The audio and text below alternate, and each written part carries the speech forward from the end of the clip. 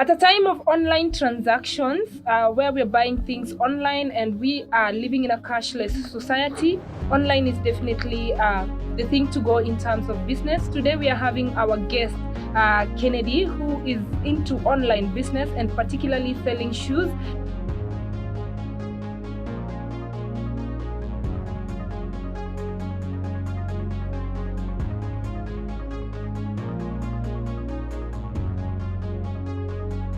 So we are glad as Youth na Bizna to host him. My name is Moke Nyakundi together with my co-host Joram Dirangu Maina. Asante sana Moke Nyakundi na karibu sana mgeni wetu leo Kendre. Ujambo? Sijambo. Sasa ningependa uchukue fursa hii usalimie watazamaji wetu, waambie Kendre ni nani, biashara anayofanya ni gani na inafanyiwa wapi? Hi viewers, I'm Kennedy Wangare, also known as Kendre. I sell shoes and hoodie.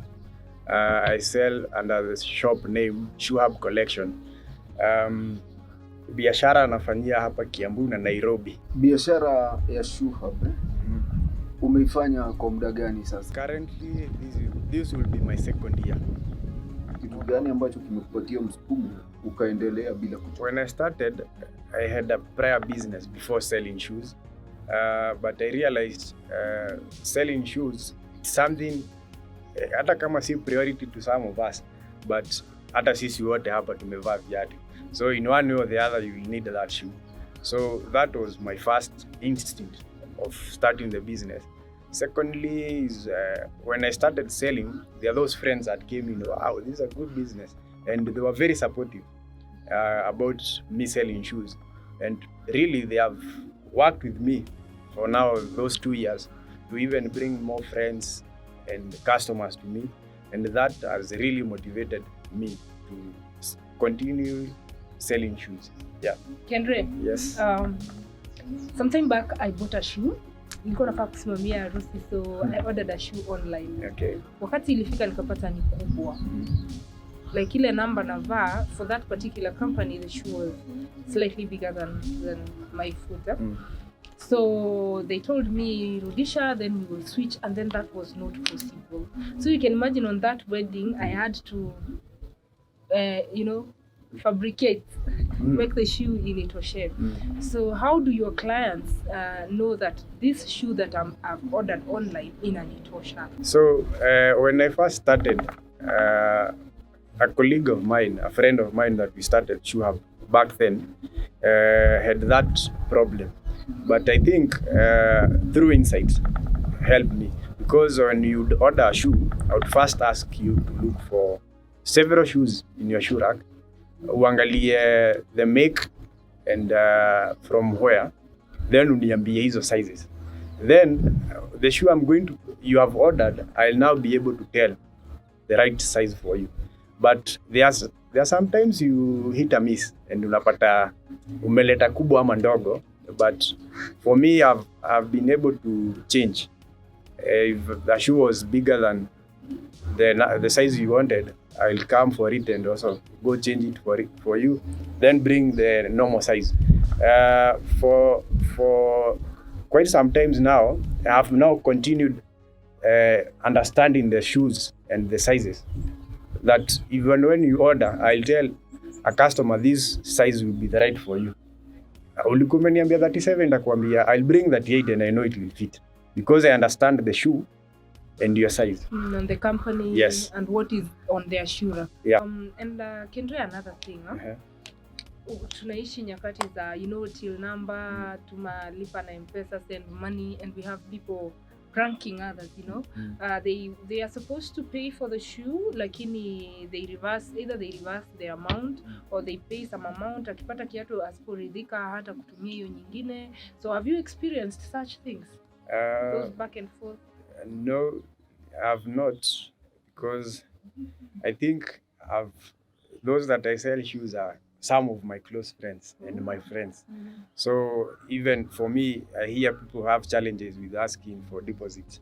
But for most of my friends, most of my customers, I always ask for deposit. Some have issues with sending you. Probably they don't know you, but they know the person who referred them. But for assurance, I always deliver. Ukituma deposit and we agree I'm going to deliver that shoe tomorrow, umeorder leo leta kesho saa 3, most of the time I work to that. I keep my customers notified of if there is any change, I'll tell. Meaning that you keep your credibility up there. Yes. Nimesikia ukiguzia changamoto ya kuhudumia mteja na tatizo la kiatu kutomtoshea, aidha kikubwa au kidogo. Lakini ningependa labda utupatie, kando na hiyo changamoto moja, changamoto zingine kama 3 ambazo umekumbana nazo katika biashara ya kuuza viatu na sana sana katika mitandao. So as currently we are speaking, I have an order, but the shoes I'm supposed to sell today, some of them are out of stock. So unapata, that is one of the challenges I face a lot. Ulikuwa umeupdate recent stock, but with time, I think 2-3 days hivi, it is out of stock. Ama it is not fully out of stock, but those main sizes that are mainly bought zinazuenda haraka sana. So that is challenge number 1. Challenge number 2 ni deposit and delivery cost at times. Unapata someone anafeel bado hajafika hiyo kiwango ya kutuma pesa na bado yani anataka deliver, I pay.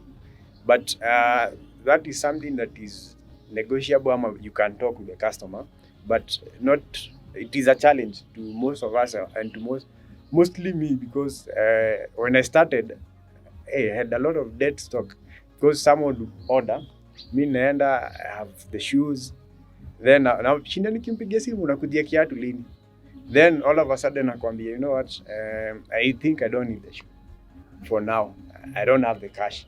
So unapata you have a lot of shoes that you have not sold, na zikikaa tena zinazeeka, so even reselling them, the prices will be different from the original price.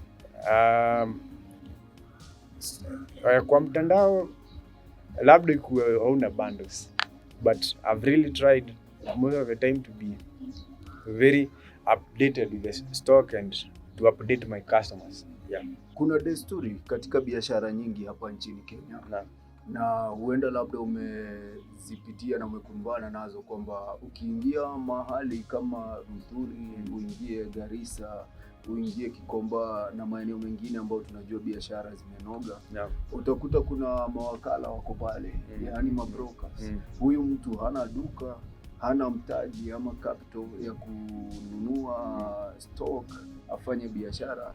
Yeye anachofanya, anamkia pale asubuhi kwenye mtaa, anasubiri wateja ambao wanatafuta bidhaa, anazungumza nao, anakuja awe kati ya mteja na mwenye duka ama mwenye biashara. Hivi katika biashara ambayo mnafanya kwenye mitandao ya kijamii, imeibuka kuwa na mawakala ambao wako kwenye mitandao, hawana capital, hawana bidhaa, wako pale yani wawe katikati ya mteja na mwenye biashara, anufaikia hapo katikati? When I was very new, niliwapata. So unajipata hujui mahali kiatu fulani ama viatu fulani utazipata. So the first person you meet without even knowing ni broker. So anakuambia hii kiatu nitakuuzia na anakushughulikia. Most of them are very genuine, because that's where they get their end of the day or whatever. But when now you get into business, real business, you will understand mtu labda kiatu inatoka 1500 anakuuzia 1700, so anapata 200 yake, na ni kumaanisha that shoe ukijipeleka to the shop utainunua na 1500. They are there, but sio kwa mtandao, because you all go to the market where we buy shoes in wholesale, so you meet them physically, because atajua tu mtu mpya hii place na atakuidentify na atakuuliza kwani unatafuta kiatu gani, unamuonyesha innocently. But after now I go to the market and understood which shop to buy this and which shop to do this, I don't get them. Also kwa mtandao wako, for instance I have a group, so he will want to join that group. So you will post you will post an update of the stock, na atakuwa anauza hizo viatu, ana repost, then anakuja anakuuliza hii kiatu inatoka how much. So wewe ukimwambia bei, yeye anaenda ana resell with his own price. So they are there, but they are not of challenge if they are of benefit. Yeah. Kwa hivyo wako na manufaa katika biashara. Wako na manufaa because most of the time unaweza kuwa hujui mahali kitu iko and he knows. Atakuonyesha leo ama kesho, and you will end up knowing even after 1 week or after a month you know mahali hiyo kitu alitoa. So ana manufaa at that moment, you really needed that shoe, na ni yeye anajua mahali. So atakusaidia hiyo wakati, atakusaidia. Yeah. Katika biashara ni kweli kwamba unahitaji mtaji ama capital. Na kuna namna nyingi tofauti za kujipatia mtaji. Kuna watu ambao nimekutana nao katika biashara, mtaji wake ameupata kupitia ufadhili. Kuna mwingine ni akiba ya pesa alizoweka kwenye akiba, na mwingine amepata labda mkopo ambao analipa kwa riba aidha ya juu ama ya chini. Yeah. Hivi wewe mkopo wako si mkopo, kunradhi, mtaji wa biashara yako uliujenga vipi na ndipo sasa ukaweza kuanzisha biashara yako? Nikianzisha hii biashara nilikuwa na akiba mahali, lakini starting it from scratch was only what I needed was to post shoes. Then when I posted, now I got people who are interested in buying. So I went back to my bank, withdrew the amount I thought is enough to buy a few shoes. But some of those shoes I bought were shoes that were ordered already, because I had posted a few shoes on my status. And that's how now I started building Shoe Hub collection. I didn't really need so much because at first was bundles, which I think everyone has. Kila mtu ananunua bundles each and every day. So I posted the shoes. I remember nilitext a guy niliona, a friend of mine alikuwa amezipost. So nikamwambia nirushie hizo viatu. And it was a thought, now I really need to start selling shoes. Then I posted, when I got a few orders, I think 3 at first. So now that's when I went to the bank and withdrew cash, came, bought the shoes, then sold. And after that now nikaona kumbe hii biashara inaweza tu. And now that's how I started selling shoes. But what I say and what I tell most few people that I tell about selling shoes ama hoodie, just first need the bundles, then post if you have the shoes, photos for the shoes and either of the product you want to sell, because you can decide to do this. Have people giving you deposit.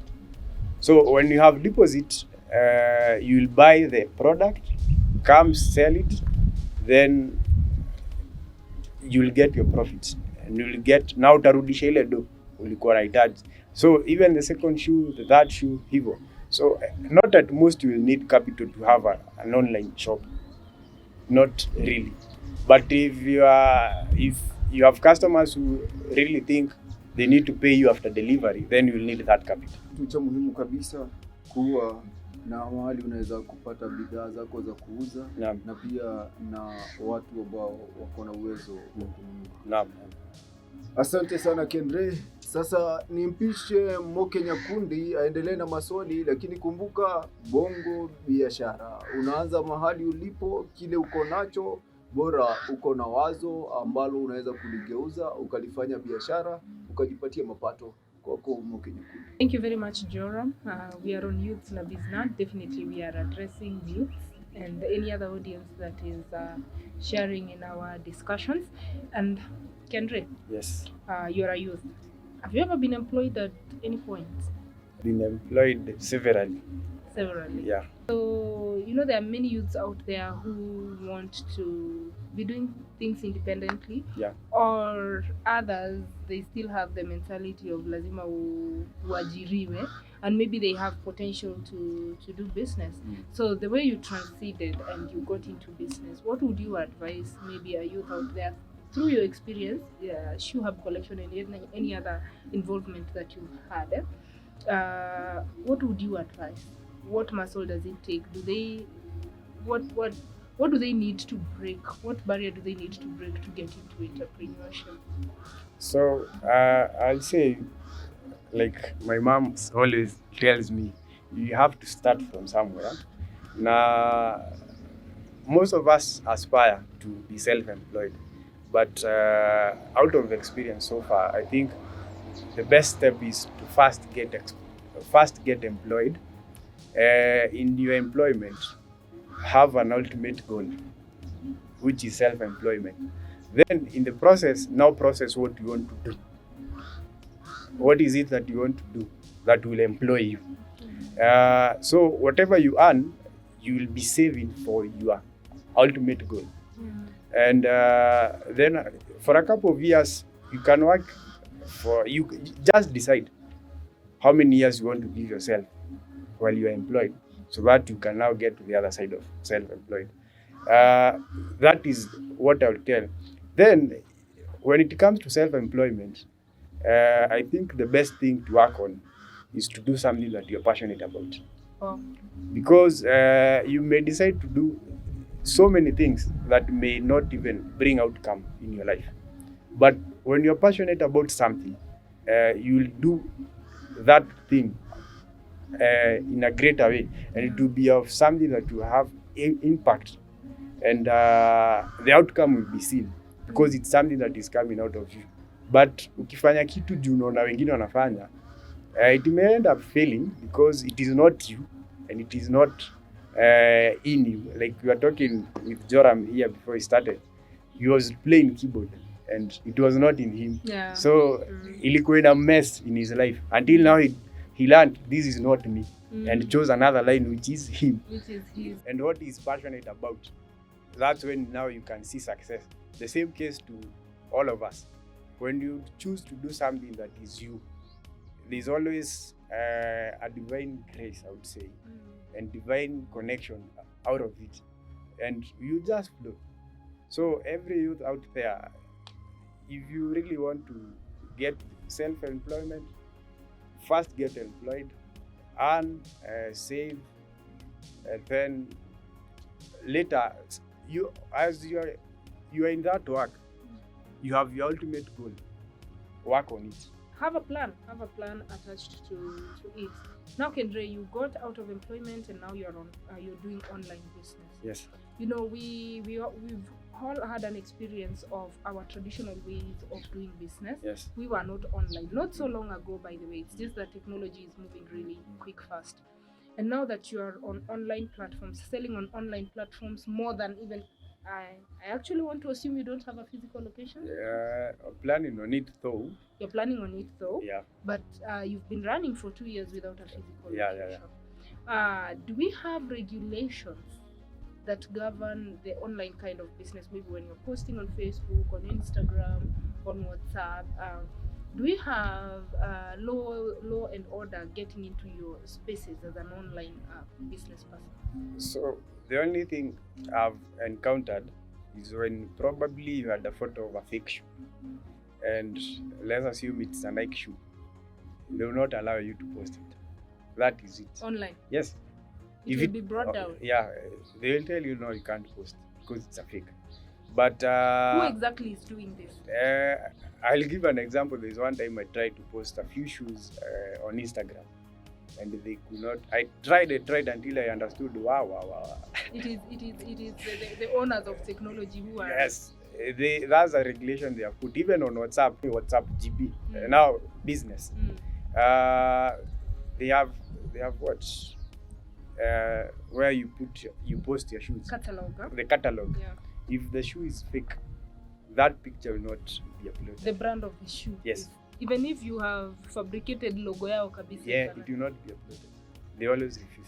So that's the copyright issue, right? Yeah. But WhatsApp, Facebook, and Instagram, they have really helped those that are working online so much, They have even brought promos. You can promote your business. You can actually pay for it. Yeah, and it is like an advert to those that are on your wall, even beyond those that are on your wall. Depending on how much you pay. How much you pay. So I think it's a shift of doing business, because now social media is offering, even you can have an Instagram account which is business oriented, not personal account, and I think that has really helped us. Because most people love spending time online, but we also realize that you can spend time online making money. Sure. Now I have an interesting question right here. We have these are two different kind of shoes. Sure. This is unisex, right? Yeah. And then this one is for children. So when I'm promoting a shoe, you talked about promoting. When I'm promoting a shoe online, if I promote Zawatoto, are they able to meet my target audience, Zawatoto, or it is just random? What I've not seen specifications of how they promote, but you just post the kind of shoes you want to be promoted. So they allow you to post the kind of shoes. They don't tell you can now post the kids. I have made a choice.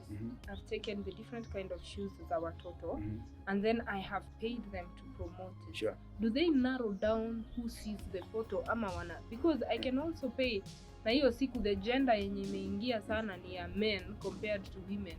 And we know that especially this type of shoes in Kenya, because now we are in Kenya, mostly it's the moms who buy.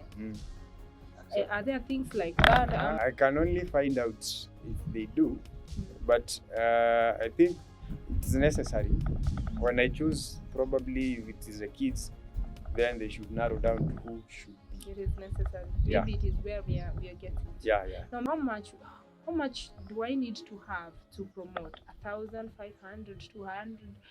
What is the minimum figure and what is the maximum figure? That I cannot tell, because every single social media out there has different offers. Great, huh? Yeah, so when you get there, you'll get to understand the much you need, the much you have to pay so that they can promote.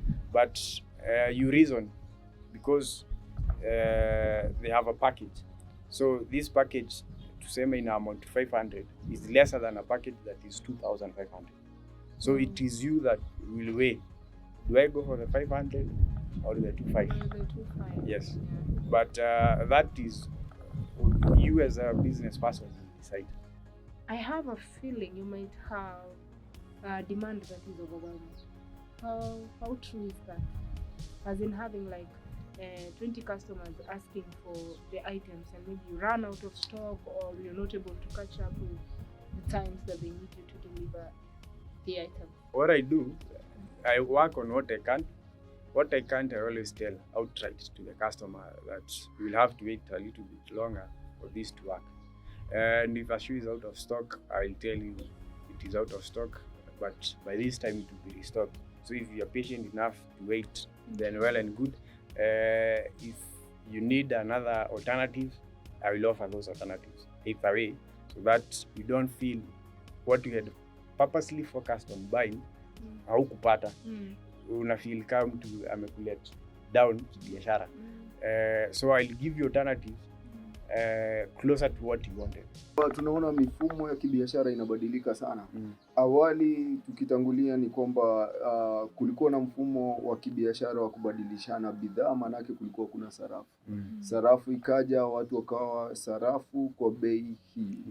Na sasa tumepata mfumo mpya ambao sasa ni wa kidijitali, na pia tuna mifumo mingine kama kuna green economy na blue economy, na sasa tuko na digital economy ambayo imevuma sana katika mataifa ya Marekani na pia bara la Europa. Na hivi unaona mahali tunaelekea wapi? Huenda biashara zikanoga zaidi kwenye mitandao, hivi maduka yakakosa nafasi, na ile biashara ya moja kwa moja ikaisha ama ikapungua kwa asilimia kubwa zaidi, ama ile desturi ya kawaida na utamaduni wa biashara kama ambavyo imekuwa itaendelea kuwa hapo, ama huu mfumo wa kidijitali utabadilisha hali ya kibiashara kabisa? What I would say currently, you know, what I'm working on, ama what the other business that I'm doing, what I've realized, because I'm now in an exposed area, is that physical business, that one going to the shop and buying, is slowly coming to an end. Lakini there are those that trust mimi lazima nijiendee vitu. But what I've seen now for the last 2 months, even into various supermarkets, bring me these stuffs at home. He or she doesn't need to go to the supermarket to buy. So the digital and online shop is now at this rate going higher. I think when COVID came, there was a very dire need of transaction, because now hatungeenda supermarket. There are those that feared going to the supermarket so much, and so those people that have big shops realized, wow, we need to work on our online shop, because now there are people that have that fear of I'll get COVID ama nini, so they will need a shop where they will shop online and their things being delivered at home. And I think that's now what is happening, because if you look at taxi companies like Uber, they have deliveries. You make an order in a certain supermarket and they offers, ama wale wanaenda sijui kula wapi, unataka kuenda kula pale, mtaka kula pizza nyumbani, there are orders made and delivered. So the transaction is coming on, and I think it will change. It may take a few years, but I think the impact will feel it in the next 2-3 years. Yeah, of doing online, people making orders online. So for those that have physical shops, most of them currently, as we speak, they also have an online shop, because not everyone wants to go in a crowded place. They just want to have their space.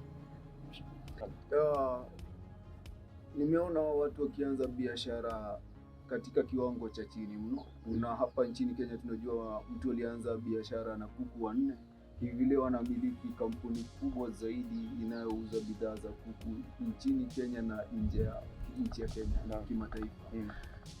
Umeanza biashara ya viatu kwa udogo.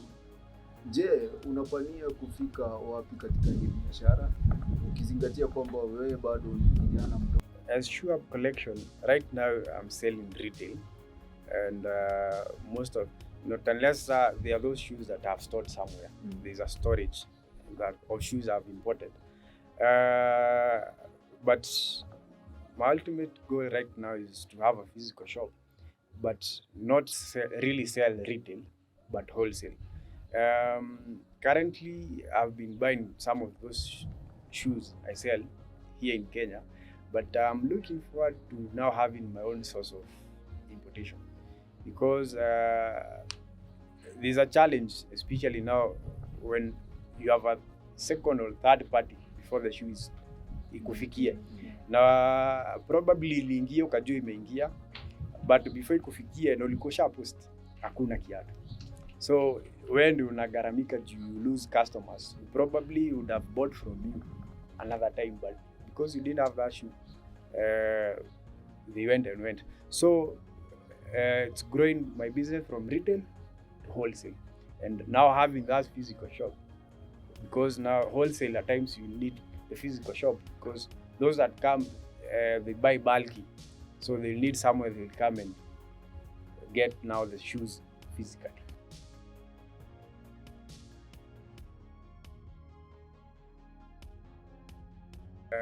Shoe Hub Collection is on Facebook, Shoe Hub Collection. It is on Twitter, Shoe Hub Collection, and Instagram, Shoe Hub Collection. On WhatsApp, I have a WhatsApp business number, which is 0716 202 610. 0716 202 610. That's the number you need to call or WhatsApp for any shoe or make any order. Yeah, thank you. Asante sana mtazamaji wetu. Kwa sababu za muda, kulingana na mwelekezi wangu, ni kwamba sasa hatuna budi ila kutamatisha kipindi. Lakini kumbuka, hapa kila mara tunakuelimisha, tunakufahamisha na tunakuhimiza kwamba ujana wako leo hii utakuwa tegemeo kubwa sana katika siku zako za usoni. Juhudi zako za leo zinategemea sana hatma yako ya kimaisha. Kwa hivyo jitume, fanya kila juhudi, na kwa niaba ya mwenzangu Moke Nyakundi Selvin na mgeni wetu wa leo Kendre, mmiliki wa biashara ya Shoe Hub Company, na ni kwa niaba yangu mimi mwenyewe Joram Dirangu Maina kutoka hapa Youth na Bizna, hatuna la ziada hadi wakati mwingine. Mungu ni mwema.